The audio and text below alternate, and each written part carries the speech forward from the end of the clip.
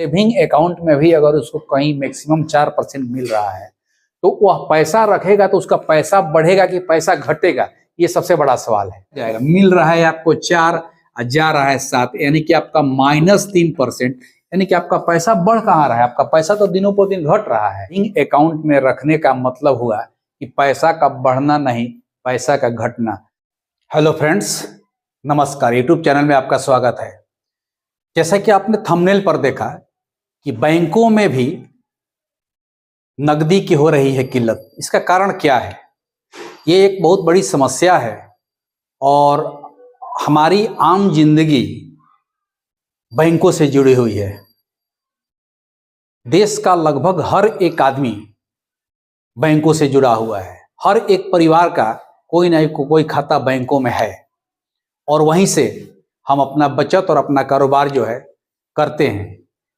लेकिन विगत कुछ दिनों से ये जो स्थितियां उत्पन्न हुई है कि बैंकों में भी नकदी की कमी होने लगी है और ऐसी स्थिति बनी रही, बैंक के सामने एक नकदी की बहुत बड़ी समस्या उत्पन्न होने जा रही है। अब इसका कारण क्या है, इसका क्या निवारण हो सकता है, सरकार और आरबीआई के द्वारा इसका कौन कौन से उपाय ढूंढे जा रहे हैं, इस नए साल में क्या परिवर्तन होने वाला है ताकि ये समस्या जो है दूर हो सके। और इसके कारण से माने नगदी की कमी होने का, नगद राशि, नगद रुपये के कमी होने के कारण से कौन कौन सी समस्याएं आने वाले समय में उत्पन्न होने वाली है, अर्थव्यवस्था पर क्या असर पड़ने वाला है, ये एक बहुत बड़ी समस्या बनी हुई है। तो आइए आज हम लोग इसको चर्चा के रूप में लेते हैं कि आखिर ये क्या समस्या है, कौन कौन से कारण हो सकता है। तो जैसा कि विभिन्न अर्थशास्त्रियों के द्वारा अपना जो रिपोर्ट पेश किया गया है, आरबीआई के द्वारा भी कुछ अपनी बातें रखी गई है, तो ये सारी बातों को अगर हम लोग बारीकी से समझेंगे तो ये स्पष्ट हो जाएगा कि आखिर क्या कारण है। तो देखिए, सबसे बड़ी चीज क्या है, जो बैंकों में ये जो नगद राशि आती है उसका 40% तक यह आपके और हमारे current account and saving account से आता है। यानी कि बैंक में जो भी नगद राशि आती है, जमा होता है, वह आम पब्लिक के करेंट अकाउंट और सेविंग अकाउंट का पैसा होता है। मतलब लगभग 40%, 40 से ऊपर ही हो सकता है कि ये पैसा जो है बैंकों में नगद बढ़ाने का सबसे बड़ा जरिया है, मतलब सबसे बड़ा स्रोत है आम पब्लिक का पैसा से।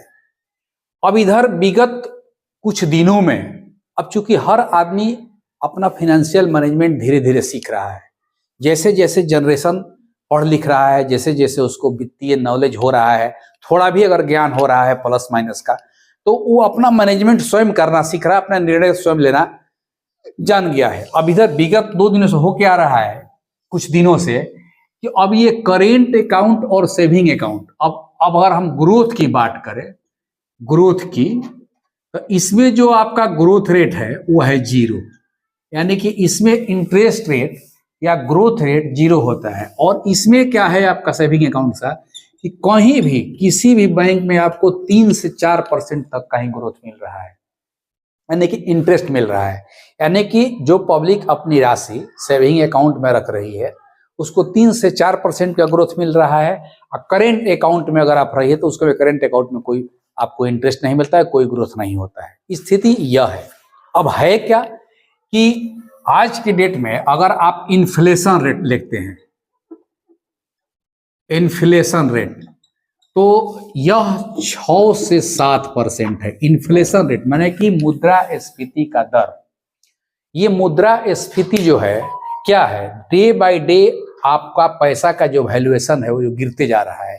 तो अब आप बताइए कि अगर कोई व्यक्ति करेंट या सेविंग अकाउंट में रखता है, तो करेंट अकाउंट की तो बात ही छोड़ दीजिए, सेविंग अकाउंट में भी अगर उसको कहीं मैक्सिमम 4% मिल रहा है तो वह पैसा रखेगा तो उसका पैसा बढ़ेगा कि पैसा घटेगा, ये सबसे बड़ा सवाल है। तो जो व्यक्ति इन्फ्लेशन रेट को समझ रहा है कि सालाना हमारा वैल्यू 6 से 7% घट रहा है, तो अब इसका डिफरेंस भी अगर निकालते हैं तो आपका ग्रोथ रेट कितना जाएगा, मिल रहा है आपको 4 और जा रहा है 7, यानी कि आपका -3%, यानी कि आपका पैसा बढ़ कहाँ रहा है, आपका पैसा तो दिनों पर दिन घट रहा है। और ये सबसे बड़ा कारण है कि बैंकों में नकदी का कमी का होना, क्योंकि अब सेविंग अकाउंट या करेंट अकाउंट के से बढ़िया ऑप्शन लोग अपना खोज चुके हैं। अब देखिए ऑप्शन क्या है, तो अदर ऑप्शन में जो वहां से बढ़िया ऑप्शन है, कहां कहां जा रहा है लोग, तो म्यूचुअल फंड। ये म्यूचुअल फंड में, इस म्यूचुअल फंड में क्या हो रहा है, एसआईपी लोग कर रहे हैं। फिर अगला पॉइंट में क्या है, तो शेयर मार्केट में जा रहा है लोग, शेयर मार्केट खरीद रहा है लोग। शेयर मार्केट के बाद और बहुत सारी चीज है, गोल्ड खरीद रहा है लोग, गोल्ड के अलावा और भी सारी चीजें हो सकता है। बहुत सारा लोग जो है हमारा रियल एस्टेट में जा रहा है, रियल एस्टेट में जा रहा है, जमीन वगैरह फंसा रहा है पैसा, क्योंकि इन सारे इन्वेस्टमेंट में ओवरऑल आप देखिएगा, ओवरऑल तो 15 से 20% का रेट ऑफ रिटर्न होता है। अब आप बताइए कि जो यंग जनरेशन है, वह यंग जनरेशन जो इस बात को समझ रहा है कि सेविंग अकाउंट में रखने का मतलब हुआ कि पैसा का बढ़ना नहीं, पैसा का घटना, तो हम तो पैसा वहीं लगाएंगे जहां पर इन्फ्लेशन रेट से थोड़ा भी ज्यादा हमको इंटरेस्ट मिलता हो। और वैसे जगह है, म्यूचुअल फंड में पैसा लग सकता है, एसआईपी आप कर सकते हैं, एसआईपी म्यूचुअल फंड का ही एसआईपी आप ले सकते हैं, शेयर मार्केट में डायरेक्ट इन्वेस्ट कर सकते हैं, स्टॉक मार्केट में सकते हैं, गोल्ड खरीद सकते हैं, रियल एस्टेट में अपना जमीन पैसा लगा सकते हैं, जमीन खरीद करके। तो इन सारे इन्वेस्टमेंट पर ओवरऑल 15 से 20% ईयरली जो है आपका ग्रोथ है। तो अब यही कारण है, सबसे बड़ा कारण, कि बैंकों में नकदी का कमी का होना। क्योंकि बैंक में कोई आदमी अगर पैसा रख नहीं रहा है, वो चाह रहा है कि हम अधिक से अधिक पैसा वैसे जगह पर इन्वेस्ट करें जहां पर हमको इन्फ्लेशन रेट को बीट करने का अवसर मिल सके। तो ये समस्या उत्पन्न हो रही है। अब इससे समस्या का उत्पन्न हो रही है कि बैंकों के द्वारा जो लोन दिया जा रहा है, वह लोन का रेट उसके डिपॉजिट रेट से ज्यादा हो गया।